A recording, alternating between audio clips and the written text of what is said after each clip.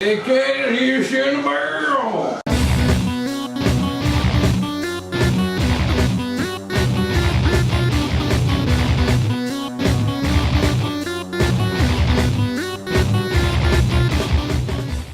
Yeah, it was actually the first recipe I made on my own.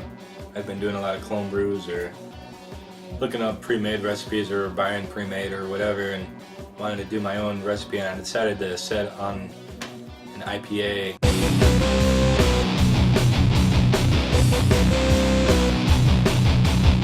And ended up with it being majority 2-row, and then equal parts Munich malt and honey malt. Kind of looking for just a little bit of character to put in there. Although in the end I was hoping to shoot for a dry IPA, more of a West Coast style. Added Crystal 40 and Carafoam also. Crystal 40 I just went with because I didn't want something too dark or anything too light. I don't know, it seemed like a good balance, good medium. And then I even put in a little bit of flaked rice in there. I just thought it might dry it out a little more. Thought it would be a good alternative to putting corn sugar in the boil. And I think it actually worked out well because it ended up being a really dry IPA. What did it end up at? About 10.8, I think, 10.8, 10.7. It came out really low, and we mashed at I think 149, 148. Yeah. It was a little over 149. Yeah, it was a low. In spots in some areas, yeah. It was a sub 150. Yeah. Or yeah, sub 150 mash.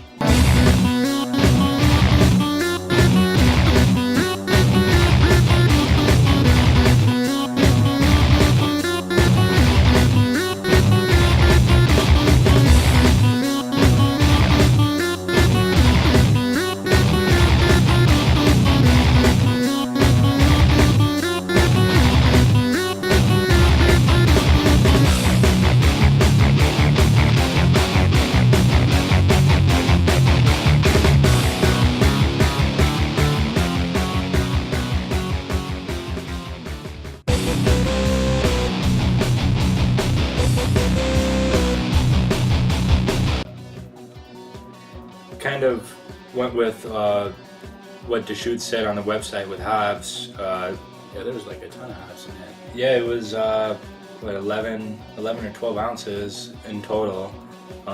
Just some Magnum hops for bittering. Some not something that's not going to contribute much to flavor, just give it some bitterness.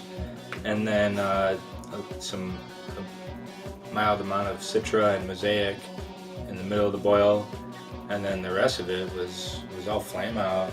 We put a lot of hops in the flame out. Yeah. And after fermentation was done, I did something a little differently. Actually, I racked it into a keg and I dry hopped it warm. I've never dry hopped warm before, and I think it worked out well. I dry hopped it with Citra and Mosaic, and I think next time I'm not going to use the Mosaic. Probably one of them lended a little bit of grassy flavors to it, and I think that might have been the Mosaic. How long did you dry hop for? It was a week. It was a full week, actually.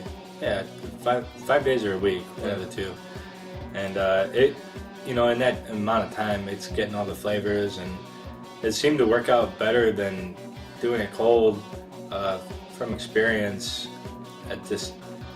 really after a couple days, I would pop the pressure valve on the keg, and it was a face full of hops.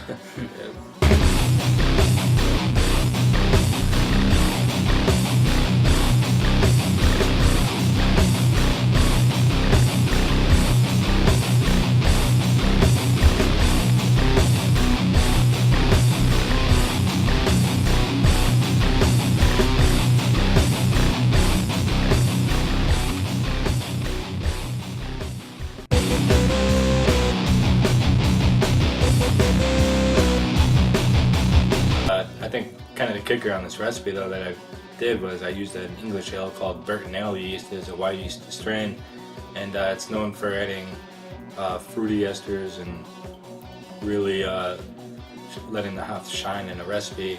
And I fermented it in at kind of in the mid to high temperature range for that strain. So it was about 68 degrees during primary fermentation in the controller. And after primary, I kicked it up to 70 just to let the yeast clean up.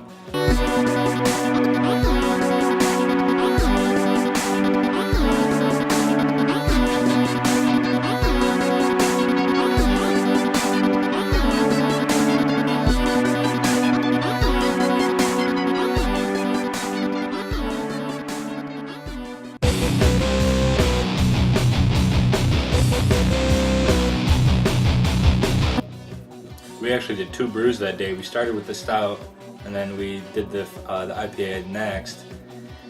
And then we were drinking all throughout the day, you know, and it's in Wisconsin, that's how we do. Usually don't remember the end of a brew, so doing 2 brews in a day was quite a bit.